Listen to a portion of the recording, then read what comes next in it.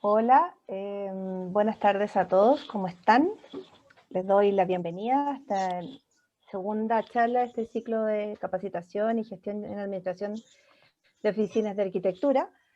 Les presento acá a Vicente Donoso de la oficina de Vinteri, una oficina de arquitectos originada en Valdivia y hoy ya trabajando directamente en Santiago con proyectos tanto en Chile como específicamente en Madrid, en España.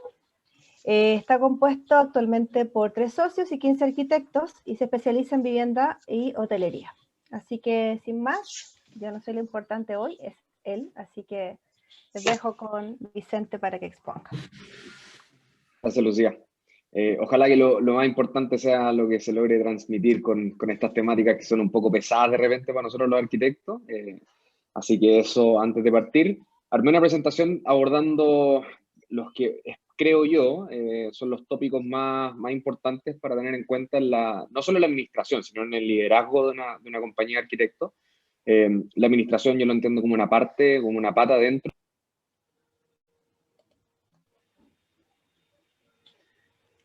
Perdón, Vicente. Espera. No se escucha. Sí, Me corté recién, ¿o no? Sí. Ahí sí. Lo que le plantea a Lucía es que si van saliendo algunas dudas que son muy relativas al tema que esté hablando, que los transmitan para poder abordarlo de manera inmediata y así no vamos acumulando tanto al final, pero feliz de ir contestando a medida que vamos avanzando. Y también feliz de armar una conversación un poquito más alargada después. Yo tengo todo el tiempo disponible para esto, así que a menos que tengan que aplazar mucho el almuerzo, podemos seguir después. ¿Ya? Les voy a compartir pantalla y estamos. Me dicen si se ve bien. Sí, todo ¿Sí? bien. Súper. Sí. A ver, bueno, yo soy Vicente Donoso, soy uno de los socios de Winteri y me ha tocado este último periodo ejercer como gerente general. Tengo un diplomado en gestión PYME en la Católica también y estoy actualmente ya en 1 año y medio bajo coaching de una empresa que se llama Action Coach, que se lo recomendaría bastante a la gente que le toca asumir liderazgo dentro de la oficina de arquitectura. Es un tema como un business coaching que ha sido bien útil, un micro MBA diría yo.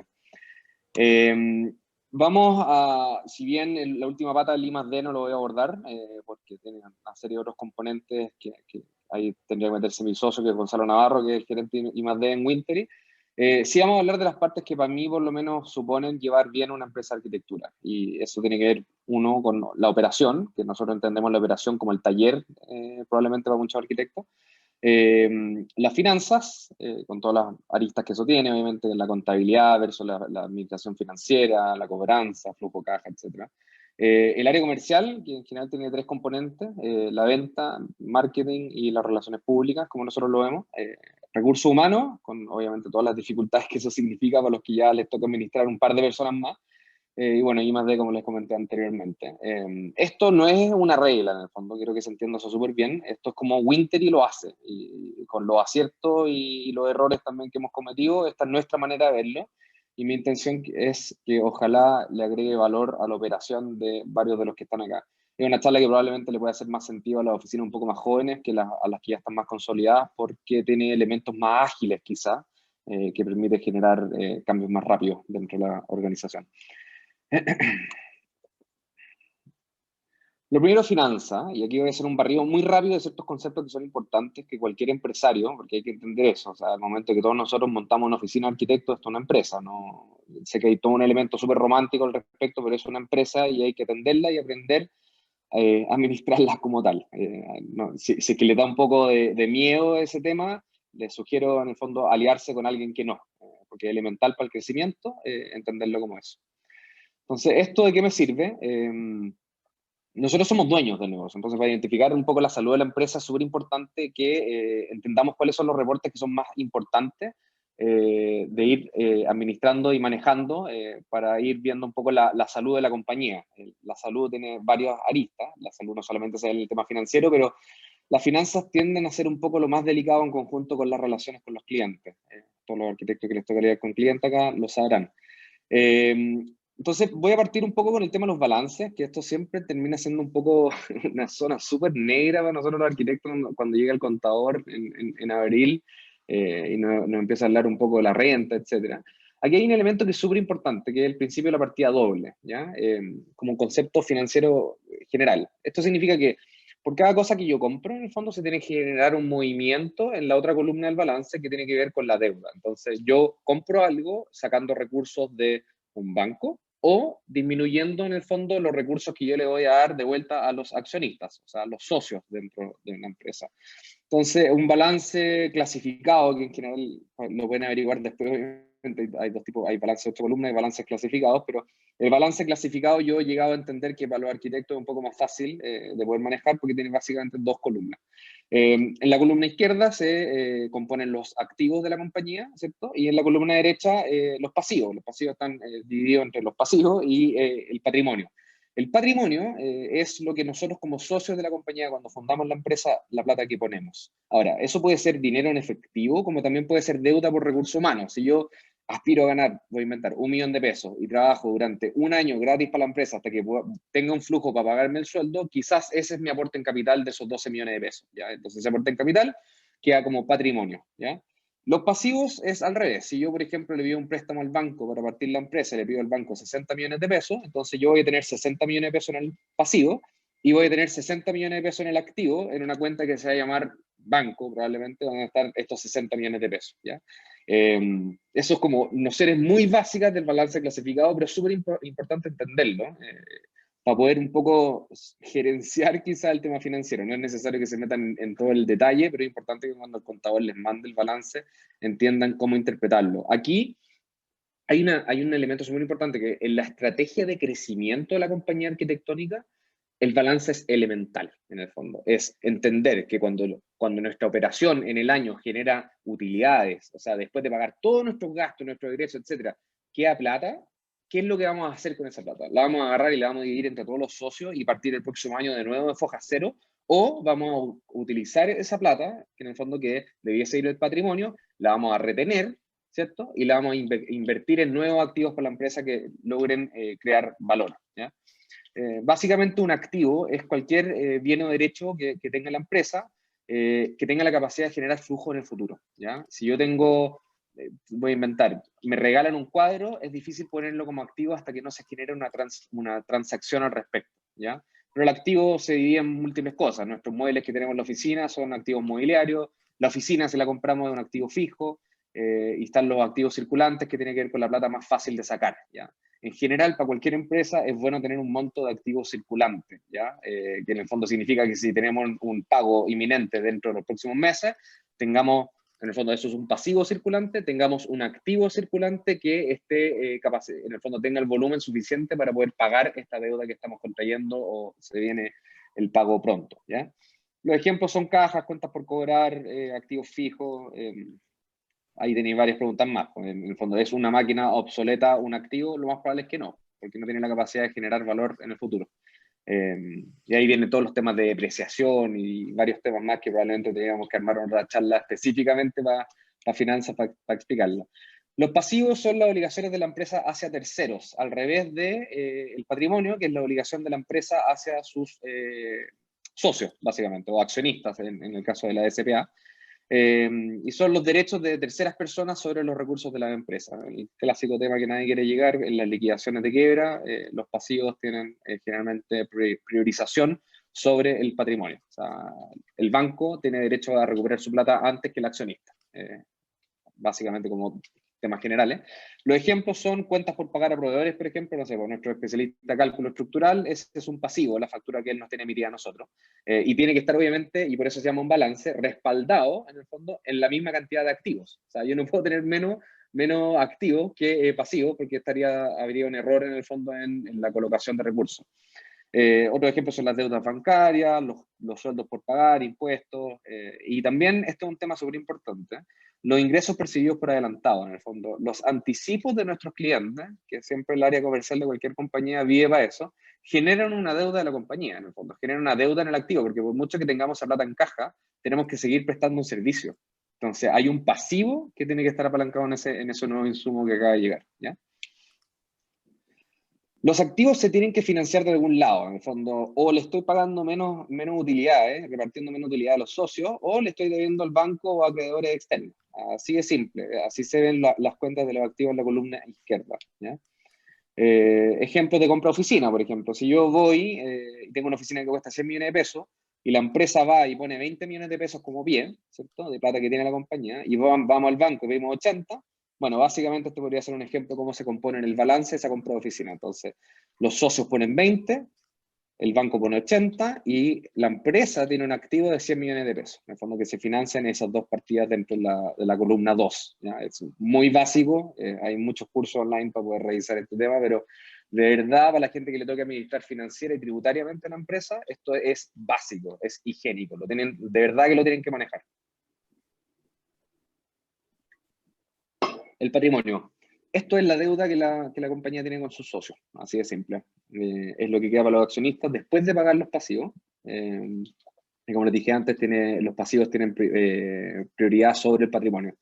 Se divide en capital, utilidades retenidas y reservas que hace la empresa para futuras inversiones antes de repartir, ¿ya? Flujo caja. Este es un temazo, especialmente para los que están partiendo, de repente los socios más jóvenes, con oficinas quizás que están recién partiendo. Las empresas quebran básicamente por dos razones. O sea, no entregan un producto que es valorado por el mercado, y eso es un error que ocurre, pero principalmente por no tener plata, por tener problemas de liquidez. De que te llegue una factura, no tienes cómo pagarla dentro del plazo. Eso significa quiebra. Flujo caja es rey. Esto es algo que uno lo tiene que estar monitoreando de manera diaria, ¿ya? El flujo caja básicamente un informe de movimiento en un periodo, ¿cierto? Que comúnmente en las pymes es ver un poco qué es lo que pasó de principio a final de mes en la cuenta bancaria. La mayoría de las empresas chicas tienen una cuenta bancaria, eso es la manera más fácil de administrarlo, es clasificar cada movimiento de la cuenta bancaria en distintas partidas, ¿ya? Y tener el flujo caja controlado significa ser un buen pagador y obliga a ser un buen cobrador también. Nosotros que tenemos dependientes, empleados, proveedores, tenemos que ser responsables en el fondo. Y la primera responsabilidad es tener un flujo caja que esté ordenado, fácil de leer y que nos permite hacer proyecciones. Esto es súper delicado también cuando estamos contratando nueva gente, tener una proyección de por lo menos 5 o 6 meses para el futuro, de ingresos y egresos, para poder saber que está ahí en el fondo generando certeza a la gente que está comprometiéndose con tu compañía también. Este es un ejemplo de flujo caja del software que nosotros ocupamos, que es Chipax, que la verdad es que es un salvavidas. Aquí es un clásico ejemplo de movimientos más o menos estabilizados, de repente un insumo muy grande y después un egreso muy grande. Esto es porque el flujo caja normal no es un flujo caja operacional, entonces de repente tenéis, por ejemplo, si lo veía aquí a la rápida, así como, ¿qué está pasando con esta empresa? Pero de repente pediste un crédito, por ejemplo. Entonces el crédito te abona 100 millones de pesos y el mes siguiente agarraste 80 millones de pesos y los mandaste para la compra de una oficina. Entonces, si miráis el gráfico muy a la rápido, claro, hay movimientos súper poco comunes. Entonces, lo que nosotros hacemos de vez en cuando en Winter es tener un flujo caja de la operación, donde lo que hacemos básicamente es sacar ingresos por préstamo y egresos por pagos de préstamo. Y así tenemos algo más que nos permite organizarnos un poco mejor. Estado de resultados y resultados de la operación, ¿ya? Este es clásico terminología que cuando uno le toca hablar de repente con clientes que trabajan en banca, en finanzas, todo el mundo te habla del estado de resultados y puede sonar un poco como chino para nosotros los arquitectos. Esto básicamente es el análisis del ingreso, los costos, el gasto y el resultado, sacando un poco el impuesto y varios temas más. Pero básicamente lo que te hace el estado de resultados es entender si el servicio que tú estás vendiendo crea valor o no. En el fondo, si yo estoy vendiendo en 100 y la última línea me termina costando 110, yo tengo un problema de creación de valor en mi empresa por mucho que tenga plata en la cuenta corriente. Y ese es un clásico error también que se genera en las empresas de decir, oye, pero si tenemos plata en la cuenta corriente, nos está yendo súper bien, pero de repente esa plata que tenéis son puros anticipos de proyecto. O tenéis, no sé, lo que hablaba un poco la Silvia la charla pasada, justamente. O también puede ser ingresos de préstamo. O sea, también hay muchas empresas, especialmente las startups, que funcionan quemando plata durante varios años hasta que llegan un poco al break-even y de ahí en adelante salen jugando. Pero nosotros como arquitectos, la verdad es que no somos startups. Corfo no nos va a financiar con 100 millones de pesos, ni inversionistas ángeles, así que tenemos que ser súper cuidadosos con que desde el día 1 nuestro servicio cree valor. Y en eso hay que estar haciendo un análisis de costo y gasto de manera constante, ¿ya? El estado de resultados funciona en base de vengado, y eso es un concepto que quise anotar para poder entender, pero básicamente tiene que ver con si que en el fondo el gasto se reconoce cuando efectivamente ocurre, ¿ya? Y eso, si yo en el fondo mando una factura, o sea, me llega una factura a mí, que es, no sé, la compra un computador, si ese computador lo voy a ocupar durante 6 meses para un proyecto en específico, yo puedo agarrar ese costo y dividirlo en 6 meses. Un ejemplo bien burdo, pero es un poco el tema, ahí requiere un poco más de estudio probablemente. Un estado de resultados muy simple debiese entenderse como este. Este es un Excel que cualquier persona se puede armar en la oficina e ir manejándolo. Armar un buen estado de resultados es súper útil manejándolo a través de una buena conciliación bancaria, ¿ya? Y conciliación bancaria es básicamente lo que les decía antes. O sea, cada movimiento en mi cartola bancaria yo la clasifico. Digo, ¿qué es? Esto es un costo, esto es un gasto. Y obviamente hay un concepto de plan de cuentas que requiere hacerse antes, pero otros temas. Estado de resultados, entonces, yo tengo ingresos por venta 100. El costo para producir esa venta, en el caso, por ejemplo, se podría analizar el costo por HH que hacen algunas oficinas, y decir, ya, ¿no? Invertimos 40 millones de pesos en HH para lograr esto, entonces mi margen bruto es un 60%. De eso me quedan 20 millones de pesos que se me van en gasto de administración y venta, arriendo de oficina, internet, wifi, qué sé yo, etcétera. Me quedan otros ingresos de la operación que pueden ser temas de intereses, hay mil cosas que se pueden clasificar dentro de eso, y el resultado operacional. Entonces el margen operacional es un 39%. Es un poco, esto se llama el EBITDA, que si algunos lo han escuchado alguna vez, que es la ganancia antes de los intereses, impuestos, depreciación y la amortización. Es como una suerte de flujo caja operacional, lo que les decía antes. Entender cómo se mueve el dinero, pero gracias a la operación, ¿ya? No al dinero per se. De esto se le restan los gastos financieros, que pueden ser, por ejemplo, el pago de intereses. Una empresa que tiene mucha deuda con mala tasa de interés te puede impactar mucho después del EBITDA, el estado de resultados. Y otros ingresos fuera de la operación. Si no te dedicáis, por ejemplo, a la compra y venta de edificios y vendiste tu oficina, se podría clasificar ahí como otros ingresos fuera de la operación. El resultado antes de impuestos, que en este caso serían 37 millones de pesos. El impuesto, que la mayoría de las pymes es un 25%, estos últimos años ha sido un 10% por el tema del COVID, así que aprovechenlo. La utilidad neta y finalmente el margen neto en porcentaje. Este margen neto es lo que los socios en el fondo debiesen apostar. Aquí hay una buena manera de planificar para evitar peleas entre socios por sueldo. Es básicamente si los socios tienen participaciones societarias que les parecen bien, la pelea siempre está en la utilidad de la última línea más que en el sueldo que uno tiene como operativo. Y ahí pues, me va a adelantar un poco en la parte de recursos humanos, pero cuando uno es socio pero trabaja en una empresa, uno tiene que ser un buen empleado, ¿ya? Hay otras instancias para poder exigir y eso tiene que ver con el directorio que toda la empresa te dice tener. Este es el estado de resultados. ¿Cómo administramos esto en Wintry? Yo ahí tenemos probablemente directrices distintas con la Silvia, que he planteado que realmente estos software prehechos no funcionan. En el caso de nosotros, y vuelvo a insistir, Wintry, esto es distinto para todos, a nosotros sí nos han funcionado muy bien en el tema financiero. Nosotros ocupamos Chipax para el análisis del flujo caja, el resultado operacional y la cobranza. Clay, para todo el tema contable y balance y estado de resultado final. Y Nuvox para el tema de facturación, básicamente. No software para mí Nuvox de mucho valor agregado, pero el que ocupamos para facturar y está bien integrado con Clay y con Chipax. Yo en general, para cualquiera de ustedes que tenga desentendimiento en el contador, en el sentido que te mandan planilla y tú le decís, ok, dale, confío en ti, les recomiendo muy fuertemente que se peguen una conversación con la gente de Clay. La verdad es que a nosotros ha significado volver a tener el control de la contabilidad de manera semanal, y eso es oro. Y Chipax, nada, o sea, Chipax funciona para mi gusto como un fintual de las finanzas empresariales porque tiene un área de enseñanza muy buena, un soporte muy bueno y nos permite tener un control diario de la plata que tiene la empresa, distintas cosas que estamos gastando, invirtiendo y cobrando. Y aparte te permite esto en el fondo, que es un poco la cobranza automatizada e impersonal. Especialmente para las oficinas que les toca, que los arquitectos que les toca presentar el proyecto y al mismo tiempo cobrarle al cliente, es siempre una situación un poco incómoda para nosotros. Tener un software como este permite mandar mailings automáticos de cobranza donde un poco te salís del Paco bueno, Paco malo, y permitís que un software lo haga. Y eso la verdad es que hace que las cuentas por cobrar sean más fáciles de administrar, ¿ya? Y esto todos sabemos como arquitectos que cobrar es todo un tema.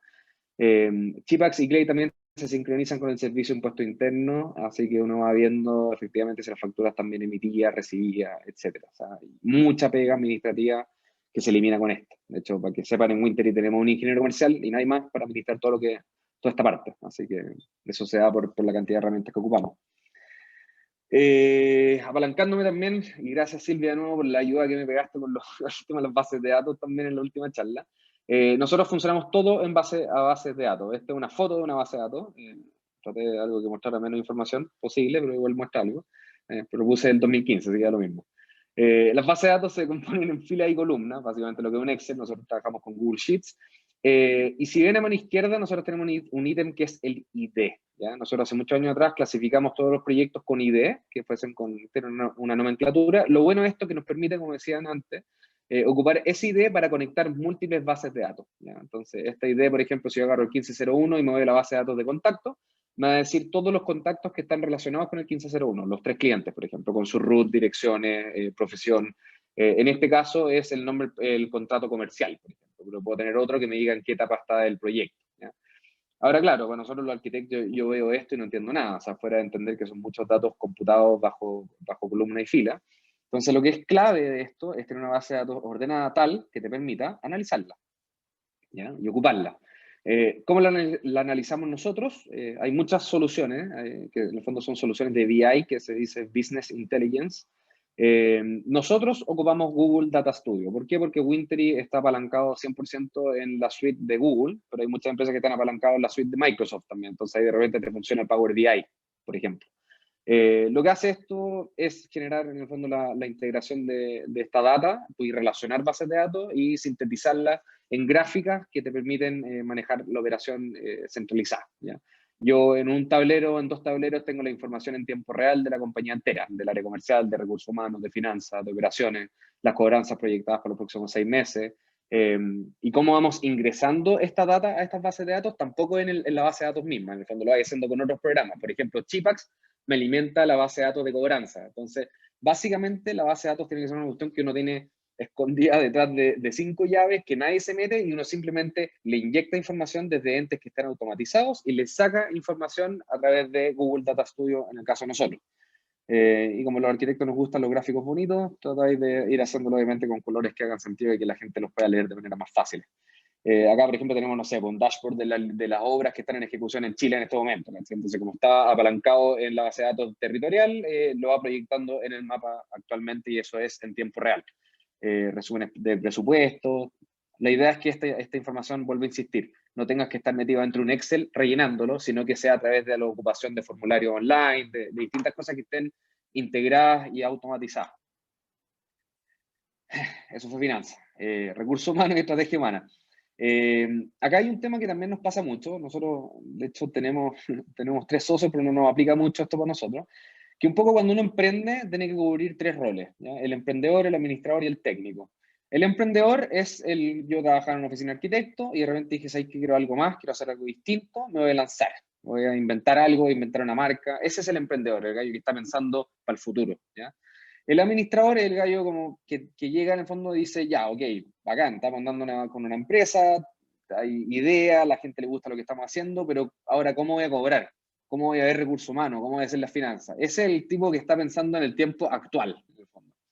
Y el técnico es el arquitecto que emprende y al día se da cuenta que está ocupado haciendo planillas, cobrando y hace como 3 semanas que no se sienta en el papel a dibujar una casa. Ese es el técnico, en el fondo, la persona que está pensando en el fondo para atrás. ¿cachai? Esto no es ni bueno ni malo, son realidades. Está pensando, oye, la semana pasada vimos este proyecto, podríamos inculcarlo en algo. Cuando uno parte, tiene que entender que tiene que cubrir estos 3 roles y ojalá en el menor tiempo posible que cada uno de estos roles los tenga administrado alguien en el fondo, que esté de cabeza en eso, porque la única manera que una empresa funcione bien es entendiendo que estas 3 partes tienen que estar bien ejecutadas. ¿ya? Por eso para nosotros siempre ha sido súper importante la proyección de los organigramas dentro de la empresa y nosotros cada cierto tiempo los vamos cambiando. ¿no? Tratamos de que esto no sea una camisa de fuerza, pero sí que nos permita saber si el día de mañana crecemos tanto, cómo crecemos también en el equipo, en el fondo. ¿Cuáles son las áreas claves que deben ser cubiertas para que la empresa crezca de manera orgánica? Recuerden que también existe el concepto de fracasar por el éxito, en el fondo, o morir en el éxito. Eso tiene que ver con, de repente te llenaste proyecto y tu empresa no tiene la estructura para poder abordarlo y empezáis a fallar, tenéis problemas de servicio al cliente, problemas de cobranza, flujos de caja, etc. Yo creo que uno de los temas más importantes es hacer una estrategia de recursos humanos que se vacía en un organigrama proyectado con perfiles de cargo lo más rápido posible. Por mucho que estés solo, que sean 3 socios, no tengan miedo de pensar en grande, e imagínense cómo sería la empresa con 30 personas ya, cuáles van a ser las áreas críticas, cuáles son las gerencias, las jefaturas, dónde van a estar los cargos más senior, los más junior, etc. Esta es una proyección de organigrama del año pasado para este año, y nosotros vamos actualmente acá. En el fondo, este es el organigrama de Wintry actualmente. Nosotros tenemos básicamente la gerencia general, que le reporta al directorio, la gerencia de proyectos, que es la que está encargada de todo el desarrollo arquitectónico, obviamente, la gerencia comercial y la gerencia de investigación y desarrollo. La gerencia comercial, por ejemplo, para nosotros todavía no está resuelta, entonces los reportes de esa gerencia comercial hoy en día me reportan directamente a mí, pero sabemos que falta un rol en el fondo, y eso te permite ir planificando para el futuro. A la gerencia de proyectos le reportan las jefaturas de área, y las jefaturas de área le reportan los arquitectos asociados. Así funciona Wintry. Esto es muy personal. Nosotros somos una empresa muy B2C, que tiene que ver con atender al cliente directo. Hacemos casa, principalmente, así que es muy distinto a atender de repente 2 inmobiliarias que te encargan 5 proyectos cada una. No, probablemente este organigrama no funcionaría. Pero es importante diseñar uno, aunque tengan 3 personas contratadas. Ahora, una vez que uno diseña un organigrama, es súper importante definir los perfiles de cargo. Dame un segundito que... Esto es. ¿Cómo parto armando un organigrama? Cuando veo el cargo, tengo que pensar en el perfil del cargo y no en la persona, ¿ya? Y este es un error que uno pasa, especialmente en las oficinas que tienen muchos socios, de decir, oye, pues si yo soy bueno para esto, yo me meto en esto, y uno empieza, en vez de pensar en el gerente comercial, empezáis a pensar, no sé, pues, en Gonzalo, en Rocío, en Vicente. Y no, o sea, tenéis que pensar, ¿cuál es para mí el perfil idóneo de un gerente comercial en Wintry? Debiese tener estos atributos, debiese comportarse de esta manera, debiese tener esta visión. Ok, dentro de los recursos que yo tengo actualmente dentro de la empresa, ¿cuál es el que mejor se acomoda dentro de ese? Y si es que no hay ninguno, hacer los esfuerzos para ver si es que ese perfil de cargo es muy urgente o no, para ver la forma de contratar a una persona que cumpla con ese perfil, ¿ya? No tiene nada que ver que tú como socio te guste vender. Si de repente no tenéis los atributos necesarios para asumir eso, lo voy a asumir de manera interina, pero tener constantemente pegado en la cabeza de que hay que tener que cubrirlo con alguna persona que tenga las competencias para tal. Recordemos que lo que queremos hacer es que la compañía le vaya bien, más que a cada socio siente que está ganando un buen sueldo, ya que si uno es socio, debe estar enfocado en el estado de resultados más que en el sueldo que uno tiene dentro de la empresa, ¿ya? Los perfiles se hacen, o sea, estos son consultorías que uno va contratando, pero hay mucha documentación online, y tiene que ver con los roles de desempeño, las competencias, y cómo también se van a evaluar, ¿ya? Yo creo que cualquier empresa que ya administre sobre 10 personas debiese tener evaluaciones de desempeño de manera periódica, ojalá lo más automatizadas posible, ¿no? Si no, la verdad es que el planilleo es una locura. Pero hay que tener una estructura de esa evaluación que sea justa, que permita que los empleados también sepan por qué se les está midiendo, cuáles son las competencias que se le exigen. Yo no le puedo pedir a una persona que contrata con un puesto junior, en el fondo, asumir responsabilidades que no competen a la escala salarial que le estoy pagando. O sea, esa persona no puede estar metida en una negociación de millones y millones y millones de pesos si no va a tener nada que ver con el resultado o sea, si no va a ser accountable de ese estado, ¿ya? Así que el diseño de los perfiles de cargo es súper importante para la correcta creación de un organigrama y las correctas contrataciones también del día de mañana. Más de alguno acá probablemente la han embarrado con alguna contratación y saben lo doloroso que son para empresas chicas como las nuestras. Yo no creo que hay ninguna oficina en Chile con más de 100 empleados, así que somos todos relativamente chicos dentro del mundo de los negocios. Contratar mal hoy en día es una penuria. Estos son, por ejemplo, nuestros perfiles de cargo, que tiene que ver con qué datos vamos a analizar los resultados de esa persona, los indicadores, ¿cierto? A qué persona le reporta, a quiénes le reportan, cuáles son los objetivos del cargo, propósitos, responsabilidades y las tareas cotidianas también que tiene que tener, ¿ya? Esto permite manejar bien las expectativas entre jefe y subalterno también, que es súper importante tener las reglas claras. Para los que son más chicos de repente, que recién son 5 o 6 personas, quizás recursos humanos suena como una cuestión súper así rimbombante, pero ya cuando tengan sobre 10 van a entender la importancia de hacer una buena planificación de esto. A medida que uno crece se vuelve un tema mucho más que ocupa cada vez más tiempo. Competencias transversales, en el fondo aquí uno establece un poco la estrategia de la compañía en base a qué perfil de persona queréis dentro de la empresa. Recordemos que la cultura muchas veces es mucho más importante que la estrategia de la empresa. O sea, una empresa con buena cultura y de repente con malos lineamientos estratégicos puede salir a flote, pero una empresa con buena estrategia.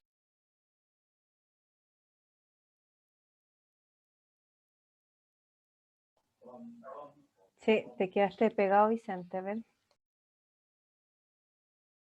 Si la cultura... ¿Me escuchan o no? No, te quedaste un poquito congelado. Sí, todavía estoy medio congelado, ¿no? Ahora creo que ya está bien. Sí, Sí, BTR. Ya. Entonces eso, competencia es súper importante diseñarlo como competencia. Vaya a tener dos elementos que son importantes. O sea, tenéis las competencias generales, que son las competencias que yo espero de cada persona que esté en mi empresa, y las competencias específicas, ¿ya? Si de repente estoy buscando a alguien comercial, necesito a alguien con más tracción o mejor networking, pero como competencia general necesito...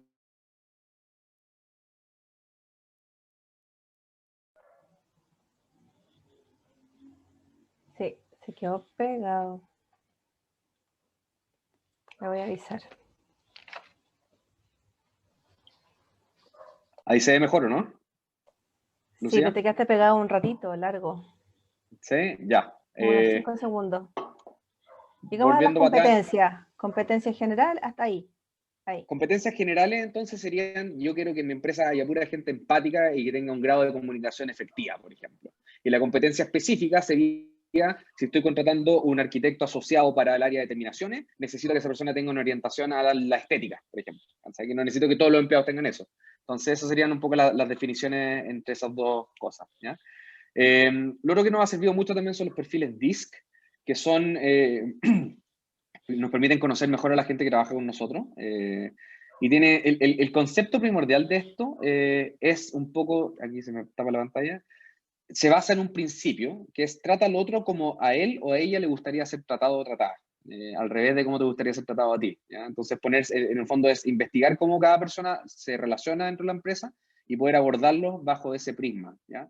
Y cada uno de nosotros tiene perfiles que son los adaptados a los naturales. Natural significa, si yo voy a comer con mi mamá, yo tengo una manera de hablar, pero si yo voy a la empresa a trabajar, puede ser que yo sea mucho más directivo que en mi vida personal, ¿ya? Entonces, entender esas variaciones en nuestros empleados es súper importante para entender cómo comunicarnos con ellos para ser más efectivos en lo que queremos lograr también. O sea, ocupar en el menor tiempo posible en transmitir el mensaje, ¿ya?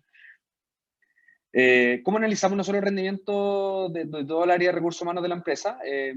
Básicamente ocupamos Book. Nosotros estamos súper apalancados en este software, yo lo encuentro una maravilla. Ojo, no tenemos comisión de ninguna de estas empresas, lo estoy ocupando solamente porque creemos que son muy buenas. Y Book, aparte, está integrado con nosotros con Chipax y con Clay, entonces como que toda la presentación de liquidaciones de sueldo, etcétera, está todo automatizado, muy fácil de ocupar. Y acá hacemos las evaluaciones de objetivos, de competencia, hacemos los procesos de selección de nuevo personal también. Todos nuestros procesos de contratación se hacen acá hoy en día, automáticamente. Tenemos nuestros reportes de gastos en sueldo, de pagos de impuestos también de las personas. Entonces, la verdad es que ha sido muy, muy bueno. Nosotros acabamos de terminar la última evaluación de desempeño de 90 grados, que significa que el jefe evalúa al subalterno, pero queremos ahora que ya somos un poco más de personas, hacerlo en 180 en el fondo, que significa que el jefe evalúa para abajo y también evalúa en el fondo para arriba. El subalterno también evalúa al jefe, ¿ya? Las empresas más grandes lo pueden hacer 360, que toda la gente que interactúa con esa persona lo evalúa y ahí hacia afuera, pero eso requiere probablemente un volumen mayor de personas. Ahora el área comercial. Diseñar un área comercial. Mucha gente o muchos de nosotros, probablemente como arquitectos, nos equivocamos harto con esto.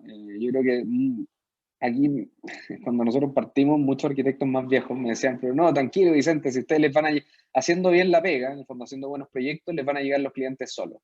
Creo que es una falacia con la cantidad de arquitectos que somos hoy en día en Chile. Eso empieza a funcionar recién cuando ya tenéis una cantidad de proyectos tan bien hechos y tantos clientes contentos que generáis un fondo como una familia de referidos enorme. Pero eso lo pueden lograr oficinas que ya tienen 15, 10, 20 años, ¿no? Una oficina que está partiendo en 1 o 2 años, tenéis que jugártela al 100% con el portafolio que tenéis y ese portafolio mostrarlo en la mayor cantidad de lugares posibles. Si no, nadie te va a conocer, ¿ya?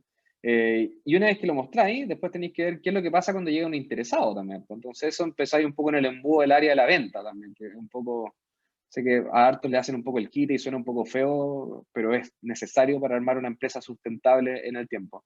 Y las relaciones públicas, que yo diría que es una etapa ya más avanzada del área comercial, cuando uno ya tiene una estructura grande, el tema de relaciones públicas empieza a ser un poco más importante, ¿ya? Para una empresa. Eso es cuando uno ya no está nadando todo el día y puedes sentarte en la playa a mirar un rato la perspectiva de las cosas que están sucediendo. Esto un poco, o sea, ojalá que haya en algunas oficinas jóvenes acá en la charla también, pero si la oficina es joven, olvídate de crecer por recomendación, no existe, no, va a ser demasiado lento, va a llegar a los 60 años recién para poder vivir como arquitecto. Antes va a tener que pitutear por 1000 lados por fuera, o sea, acá lo primordial es construir el portafolio de tal manera que sean proyectos llamativos y una vez que tengáis un proyecto llamativo, salir a poner tu servicio en la vitrina de tu potencial cliente. Una vez que llega un potencial cliente, tenéis que crear la confianza de que le vaya a resolver el problema y eso convertirlo en una venta efectiva para realmente lanzarte a lo que todos nosotros estudiamos, que es diseñar arquitectura. Así que hay un canal y un proceso anterior a estar haciendo un proyecto que hay que abordar. La única manera de hacer una empresa sustentable en el tiempo es que esto esté muy bien abordado y medido. Entonces, lo primero, marketing. Nosotros somos bien millennial, como decía el Felipe el otro día, así que desde que partimos creíamos un poco en el marketing de redes sociales. Mucha gente, yo estoy hablando del 2013, nos miraban y decían, tan locos, o sea, ¿cómo alguien en Facebook va a ver una foto y te va a contratar? Nosotros creíamos que sí y efectivamente nos dio resultados. Los canales que nosotros ocupamos hoy en día para la captación de los leads, que les decimos que son un poco estos potenciales interesados, no es un potencial cliente, es un potencial interesado, son básicamente Facebook, Instagram y Google. Nuestra estrategia está ahí. Ahora, esto aplica para Wintery y puede aplicar para varias más oficinas que trabajan con cliente final, en el fondo. Si estamos trabajando con inmobiliaria, la verdad es que hay que dar una vuelta mucho más larga que no tiene que ver con esto probablemente. Pero sí, por ejemplo, a nosotros nos está tocando mucho master plan ahora y eso han llegado por marketing contra todo pronóstico, así que no le tengan miedo a aventurarse en esto. Ahora, marketing en redes sociales es mucho más que agarrar una foto que ustedes encuentren que está bonita en Instagram, ponerle 20.000 pesos y promocionarla. Hay una estructura detrás que hay que armar para que esto sea un proceso de nuevo continuo. Aquí hay dos elementos que son importantes entender, el SEO y el SEM. El SEO es básicamente organizar tu página web programáticamente de tal manera que Google entienda que es una página que entrega valor, ¿ya? Por ende, va a tender a ponerte arriba, ¿ya? Si ustedes ven a mano izquierda, están dos, yo busco Wintery y arriba aparece anuncio y abajo aparece Wintery sin anuncio. Estar bien en SEO significa que ese Wintery que está ahí aparezca Wintery y no aparezca Socoesa, por ejemplo, por mucho que esté buscando Wintery, ¿ya? El SEM, por otro lado, es ponerle plata, o sea, es decirle a Google, yo estoy poniendo plata para que tú me pongas ahí arriba, y ese es justamente ese anuncio que está arriba, ¿ya? Son dos elementos que tenéis que trabajar uno a uno, ¿ya?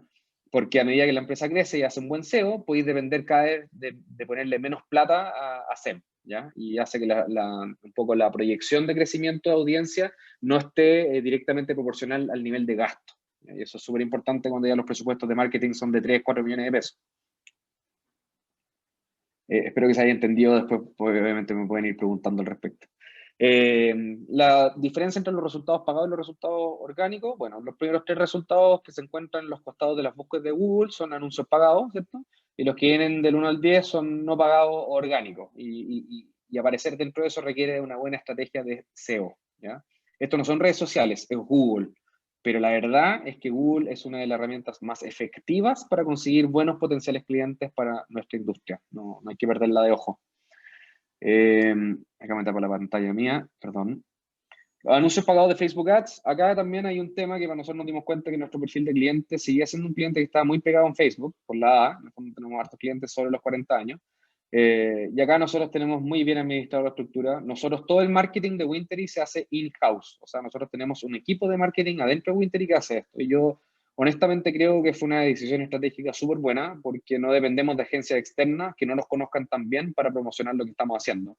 Y tenemos una promoción y un lenguaje que lo ha hecho la Sofía Mesano, que es la jefa de marketing de nosotros, que es increíble. O sea, ella interactúa con nuestros seguidores como si fueran amigos, de hecho son prácticamente amigos, y estamos llenos de mini fanáticos que nos hablan, nos escriben, son unos buena onda, y de esa gente nos recomienda a nosotros. Se ha vuelto un círculo bien virtuoso. Y en Facebook Ads es un mundo, o sea, aquí les conviene buscar buenos tutoriales, educarse, pero esto es una plataforma que desde Facebook Ads uno promociona en Facebook y en Instagram, y probablemente en el futuro va a permitir algo en WhatsApp también. Esto es muy poderoso, no es tan caro, y recomiendo en general a cualquier empresa que esté buscando el diseño de casa y cosas que no son procesos de contratación tan complejos como, por ejemplo, hacer un edificio de oficinas, abordar un poco por este lado. Creo que es fundamental. un poco trabajar la comunidad también. Esto tiene que ver con no pagar por marketing, sino apalancarte la comunidad de gente que ya le gusta lo que estáis haciendo.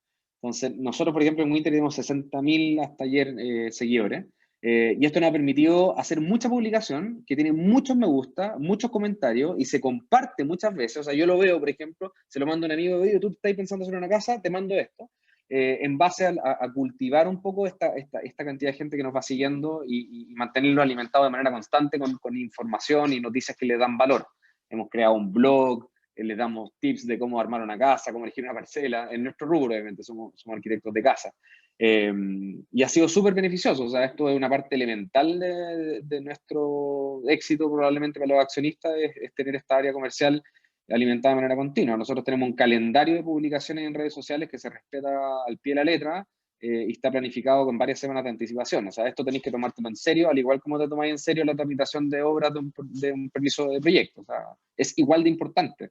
Esto alimenta a todo el equipo de arquitectos que después vamos a tener para hacer los proyectos que queremos y atender bien a nuestros clientes. Ahora, para nosotros hay una teoría bien simple. En general hacemos que todos los esfuerzos para convertir estos leads en potenciales clientes vaya a un solo lugar, que es un formulario de contacto que integra todos los esfuerzos de marketing, y de ahí en el fondo es como un embudo donde se abre otro nuevo embudo, que es el embudo de venta, ¿ya? Entonces acá hay un pequeño gráfico, un esquema de cómo nosotros tenemos las distintas campañas orientadas a un formulario que después se traducen en un presupuesto, ¿ya? Las ventas. Y esto sí, como arquitecto hay que aprender a gestionar la venta en nuestra oficina. No es imposible hacer un outsourcing de ventas, creo yo, para una oficina de arquitectura. No, hay demasiada confianza de por medio como para que nosotros no estemos con las manos metidas en la masa en esta área. Y la pregunta sería un poco, ¿dónde termina marketing y dónde empiezan las ventas? Para nosotros que no tenemos cero formación de esto en nuestras escuelas de arquitectura.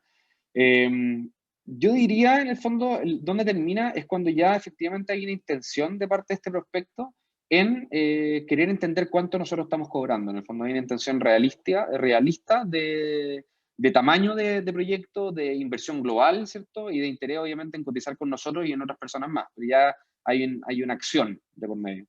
En este caso, nosotros pedimos un formulario que cuando ya lo rellenan con ciertas cosas, ¿cierto? Se convierte automáticamente en un SQL, que nosotros le decimos el Sales Qualified Lead, que califica en el fondo para la venta este prospecto, ¿ya?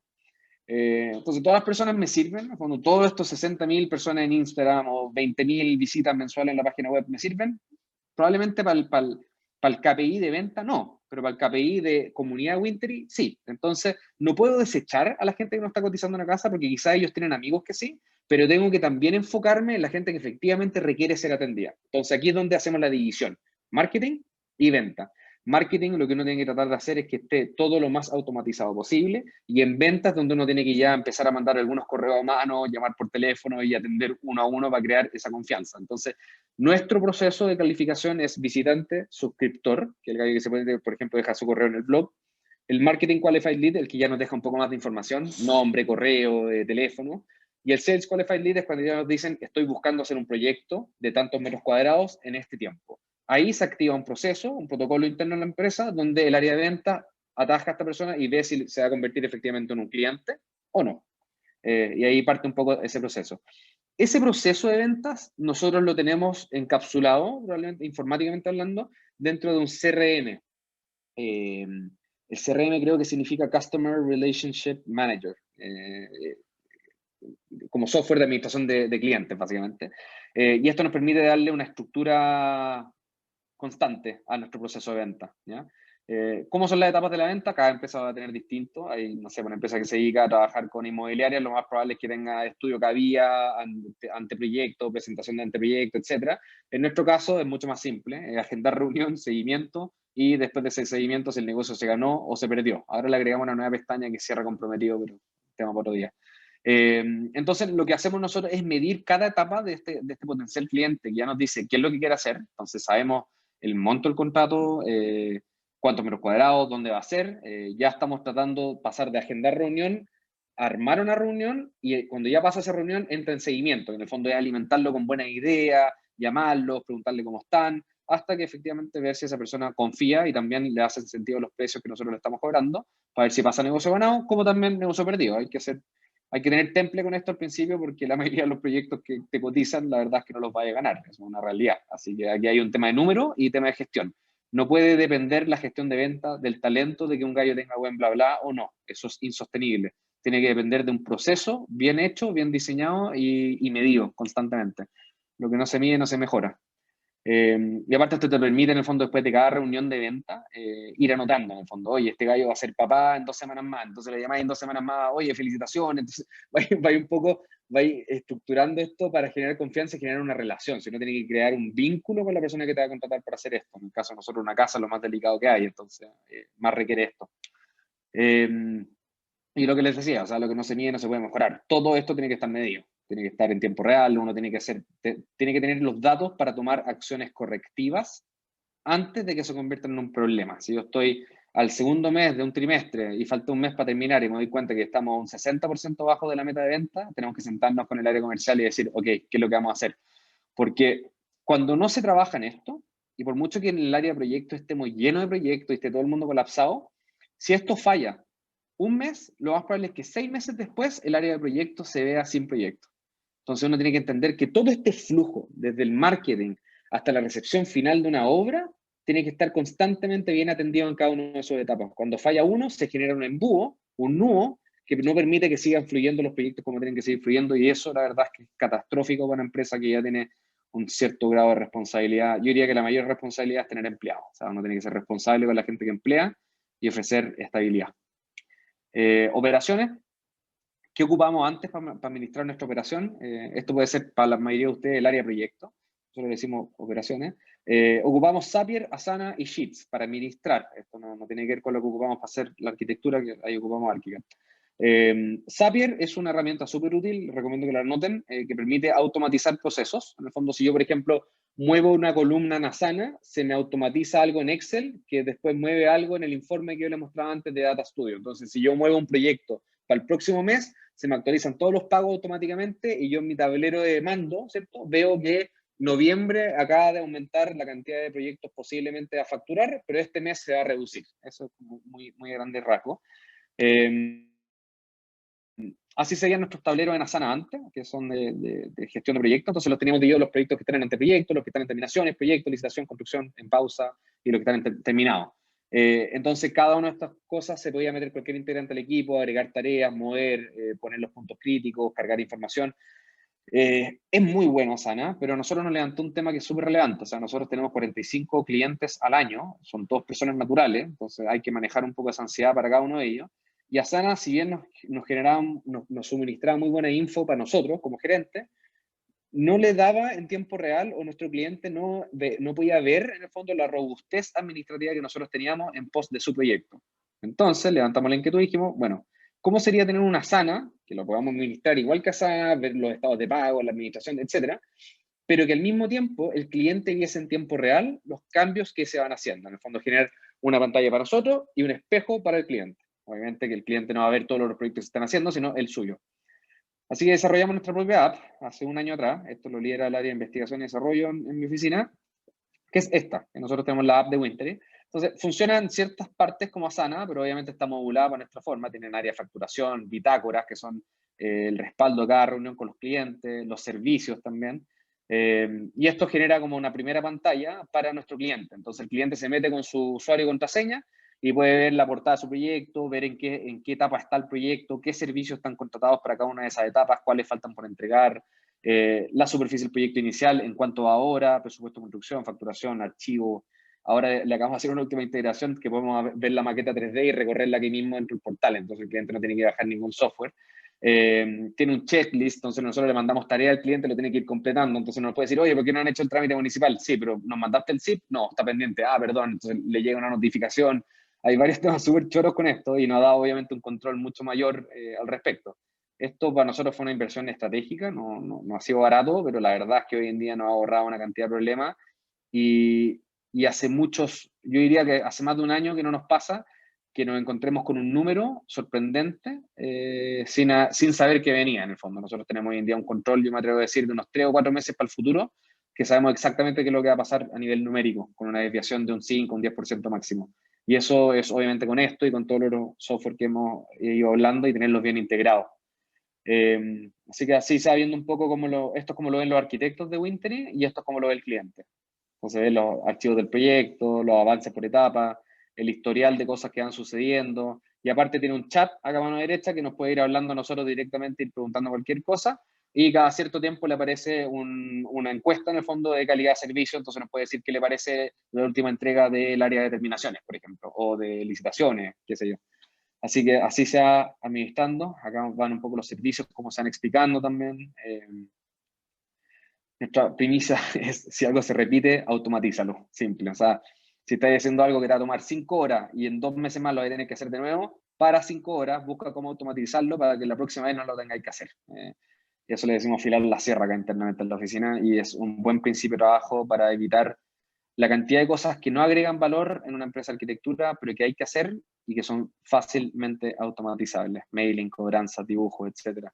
Acá, por ejemplo, tenemos, a todos los clientes le mandamos el mismo correo antes: oye, ¿nos podríais mandar qué es lo que te tinca? Y los clientes escribían de repente algunas cosas bien y no. Dijimos, ok, si primordialmente hacemos casa, hagamos un formulario de los tipos genéricos de casas que nos piden. Entonces nos dicen ahí al tiro, cantidad de dormitorio, etcétera, y esto lo automatizamos para que nos dé metros cuadrados tipo.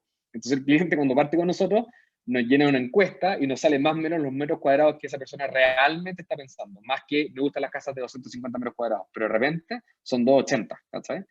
Obviamente hay que hacer el proyecto de arquitectura después, etcétera, pero esto nos permite automatizar cosas que no agregaban valor. Entonces yo tengo un informe rápido para empezar a diseñar con todos estos insumos entregados de parte del cliente. Aparte le vais pasando trabajo a él también, en vez de estar computando tanto tú.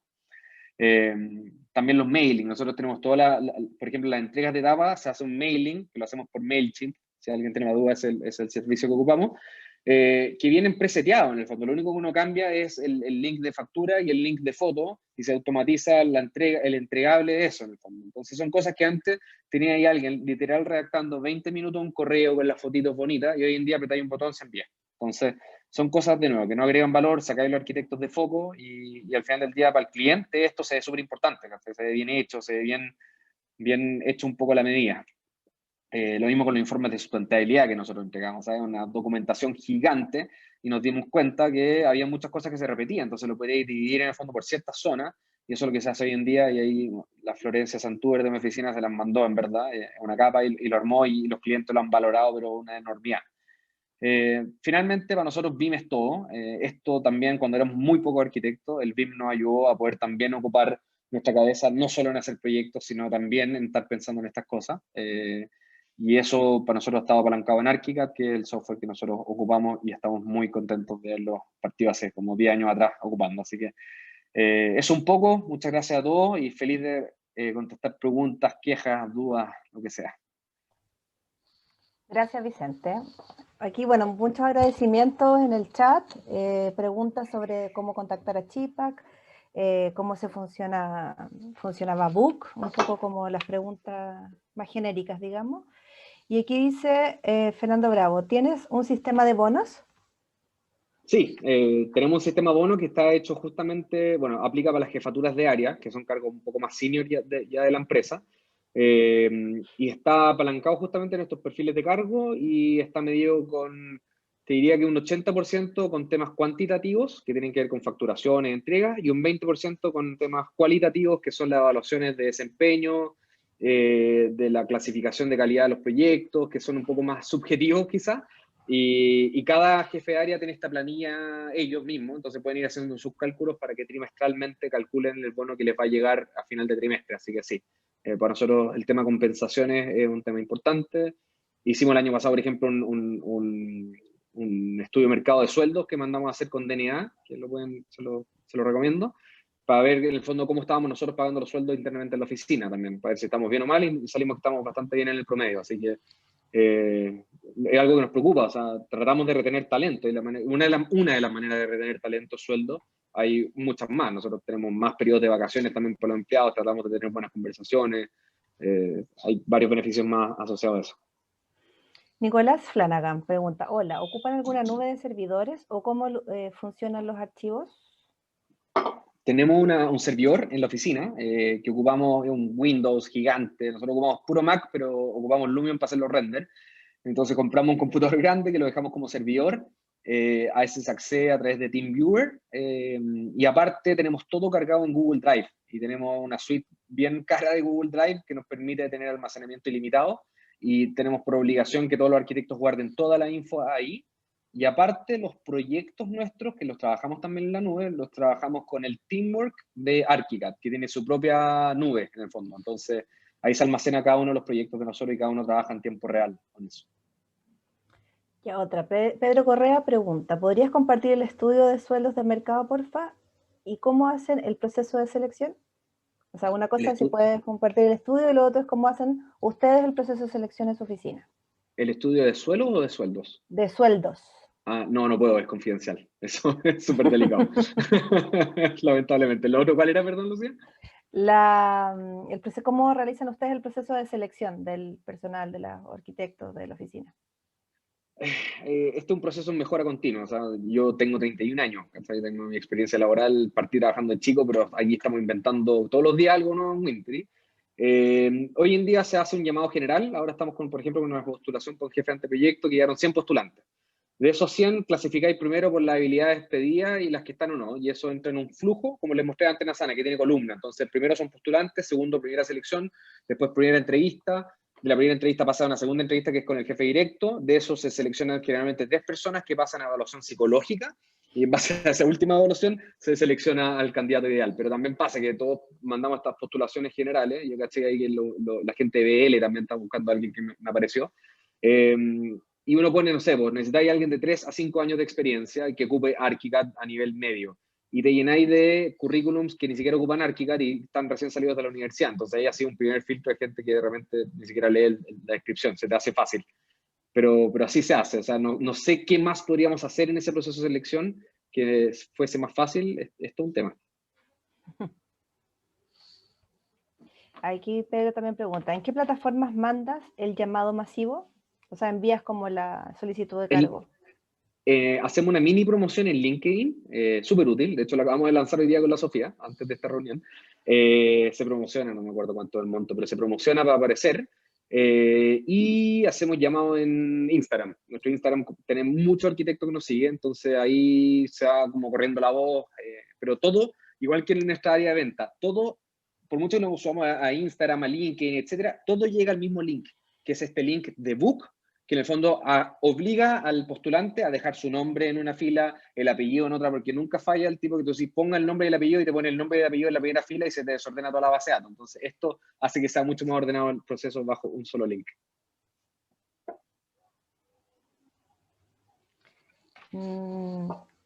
Pedro dice muchas gracias. Gracias, Pedro. Bueno, hay varios más que agradeciendo la presentación, gracias por compartir toda tu oficina y en el fondo abrir ese espacio. No sé si hay más preguntas, sino para ir cerrando ya. Con la gente de Chipax, Fernando, que sí, justo está leyendo el tuyo, tenéis que mandar, te metí a la página web de Chipax y le escribís, ¿no? Son muy buena onda y son uno de los socios, creo que es como sobrino de un socio de acá, que son los Lenis, creo. Así que son bien orientados a nosotros los arquitectos, nos atienden muy bien. ¿Qué dice? Es mi hermano. Ah, buenísimo. Sí, Pedro sabía Correa que dice. había un socio abajo. Muy buena onda el Toño Correa. Bueno, y agradecimiento que la presentación sirve mucho para otros aspectos también. Y Edmundo Laborde pregunta, ¿sería mucho pedir que nos enviaras la presentación? Queda grabada este video en todo caso queda grabado, así que va a estar disponible para todos en un link. A todos los que asistieron se les va a enviar, pero Vicente puede... Yo feliz, yo no creo mucho en la competencia en cómo restringir información, creo que por lo menos entre los socios AOA tenemos que apañarnos más, así que ahí hay un llamado también a que colaboremos un poco más con las encuestas que manda la AOA, etcétera. O sea, necesitamos que en general nuestras oficinas de arquitectura, que yo creo que son las mejores en Chile las que estamos en la AOA, profesionalicemos y mejoremos nuestros servicios. También aplica para nosotros estamos llenos de fallas. Así que feliz, se lo voy a mandar, Lucía, a ti el link de repente, no sé si mandarle un PDF, un link de Google, qué sé yo, ahí veo. Y feliz que lo compartan, tapa eso. O sea, mi idea es, ojalá, me faltó mucho, yo feliz de poder armar otra más el día de mañana sobre algún tema que quieran profundizar. Encantado, es un tema que me gusta harto, me apasiona harto, así que eso. Ya pues, acá dice Fernando Bravo, ¿cuáles son los roles de los 3 socios? A ver, yo soy gerente general, la Rocío Enríquez es la gerenta de proyecto, la Rocío es la con la mejor pluma, lejos de nosotros, y Gonzalo es el gerente de investigación y desarrollo. Gonzalo es el responsable de muchos de los temas de Asana, de portal de clientes, y la Rocío es la responsable de liderar un equipo gigante de arquitectos de manera exitosa. Así que ahí también requiere una cuota de humildad también, pues, porque todos salimos de la escuela de arquitectura diciendo, oye, yo quiero ser diseñador y prácticamente ser el próximo Smiljan Radic. Pero nada, o sea, si tenéis socio tenéis que entender que alguien tiene que asumir el rol creativo y los otros tenemos que ponernos un poco al servicio de eso. Así que eso es súper importante. Y última recomendación en el colegio de arquitectos. No, nunca lo hemos considerado. Lo que hacemos son estudios de mercado, de precios, para ver un poco contra quiénes queremos competir, contra quiénes competimos y contra quiénes creen que compiten con nosotros. Ese sería como el análisis.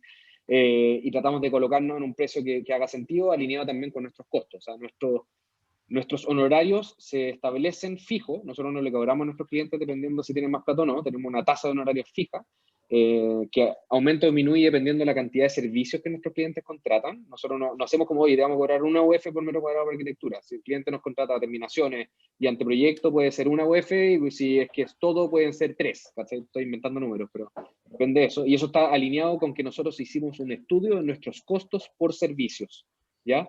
Y a eso obviamente le ponemos un markup, una pseudo margen, y con eso se establecen los precios y tratamos de que sean competitivos, pero nunca peleamos en general con nuestras propuestas por precio. Yo creo que ahí estratégicamente, para el que lo esté haciendo, es un error de un buque, pelear por precio, hay que pelear por valor. Y ahí el portal de clientes, por ejemplo, con nosotros ha sido un súper buen insumo para crear valor a los clientes. Ahí Raimundo Lira pregunta, ¿cómo lo hacen con los trabajos extras, los MP, en el fondo, las modificaciones de proyecto? Buena pregunta. En general las asumimos porque hay muy pocos.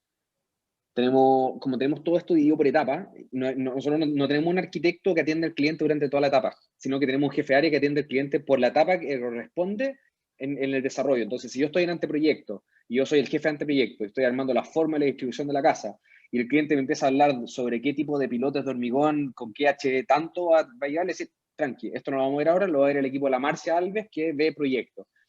Ahora, como se hace un cierre con un estado de pago hecho con anteproyecto, si el cliente está en etapa proyecto después y nos pide hacer modificaciones de anteproyecto, fondo se le cobra un monto que tiene que ver con la cantidad modificada que está solicitando, y básicamente una vez que terminan terminaciones no están permitidas las modificaciones, y la mayoría, si no casi todos de nuestros clientes respetan eso. Lo que hacemos antes de todo esto es armar una presentación de reglas del juego con nuestros potenciales clientes muy robusta. Es un tema que estamos todos los días trabajando. Cada vez que tenemos un problema de comunicación con un cliente, tratamos de incorporarlo en el speech de venta para atajarlo. Por ejemplo, que no te llamen porque la casa tiene una gotera y no te llaman a ti, que entienden que eso es el tema de constructora. Entonces, son cosas tan tontas como esa, pero manejar las expectativas de nuestros clientes yo creo que es un tema elemental para la correcta satisfacción del cliente durante el proyecto. Súper. No sé si hay alguna duda. Hablé como loro, así que...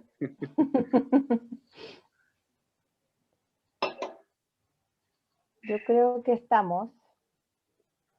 Así que nada, pues muchas gracias a todos por participar, a ti Vicente por tu tiempo. Vas a enviar la presentación, nosotros a los que asistieron obviamente, y de todos va a quedar disponible la presentación y el video de esta charla, y los dejamos invitados para la siguiente viernes, donde tenemos otra oficina que va a presentar su modelo de gestión y administración.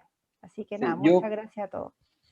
Sí, gracias a todos. Yo voy a terminar con un último tema, me acordé justamente de los que presentan ahora. Yo creo que es importante también para los que son socios, los socios de oficinas de arquitectos que estén metidos en esta conversación, y especialmente los socios que de repente tienen hasta los mismos nombres de los socios en la empresa, es hacer entender que la única manera que podemos crecer es a través de buenos arquitectos empleados en nuestra compañía.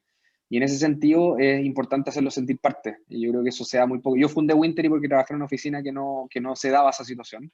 Y me acuerdo, Felipe levantaba el tema con los millennials. Sí, somos personas súper complicadas de manejar, pero tiene que ver mucho con sentirse comprometido con la compañía. Entonces, en general, establecer buenas visiones, establecer algo que haga que uno trabaja para algo que es más que uno, ayuda un poco a afiatar esta cuestión como de empresa y hacer que todos compitamos, o sea, todos colaboremos para competir para afuera. Eso diría que es como el último insumo que tengo. Así que nada, gracias a todos por escuchar, feliz de ayudar, y eso, pues, nos estamos viendo. Gracias, Lucía, por la oportunidad.